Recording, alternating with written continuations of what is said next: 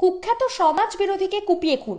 মৃতের নাম বিধান সরকার, বয়স 59 বছর, বাড়ি গাইঘাটা থানার ঝাউডাঙ্গা গ্রাম পঞ্চায়েতের কাহনকিয়া এলাকায়। পুলিশ সূত্রে জানা গিয়েছে, এক আত্মীয়ের বাড়ি থেকে বৃহস্পতিবার রাত আনুমানিক 9:30 থেকে 9:45 নাগাদ বাড়িতে ফিরেছিল। মোটর বাইকটি বাড়ির পাশে গ্যারেজে রেখে বেরোনোর সময় পেছন দিক থেকে মাফলার দিয়ে মুখ চেপে ধরে ধারালো অস্ত্র দিয়ে কুপিয়ে খুন করা হয় তাকে। ঘটনার বেশ কিছুক্ষণ পরে মৃতের পরিবারের সদস্যরা বাড়ির বাইরে বের হলে তাদের নজরে আসে বিধান সরকার রাস্তার উপর রক্তাক্ত অবস্থায় পড়ে আছে।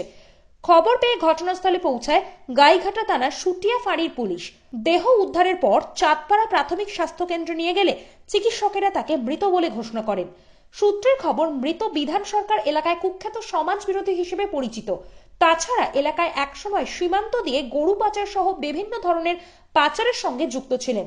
পুলিশের খাতায় অভিযোগ রয়েছে একাধিক অসামাজিক কার্যকলাপ চালানোর দায়। খবর পেয়ে ঘটনাস্থলে এবং হাসপাতালে বনগাঁ পুলিশ জেলার পুলিশের উচ্চপদস্থ কর্মকর্তারা পৌঁছায়। এলাকায় সৃষ্টি হয়েছে থমথমে পরিস্থিতি। এখানেই পড়েছিল। তারপরে আমি গলায় আস্তে আস্তে চেপে ধরলাম, ধরলে আর 2-3 বার মানে গুগলন দিয়ে গলা কি রক্ত বেরোচ্ছে? হ্যাঁ, গলা এখান থেকে এতখানি সব কেটে দিয়েছে। এখানে একটা কোপ মেরেছে, এইখানে একটা মেরেছে, হাতে মেরেছে, পায়ে মেরেছে, দাব নাই।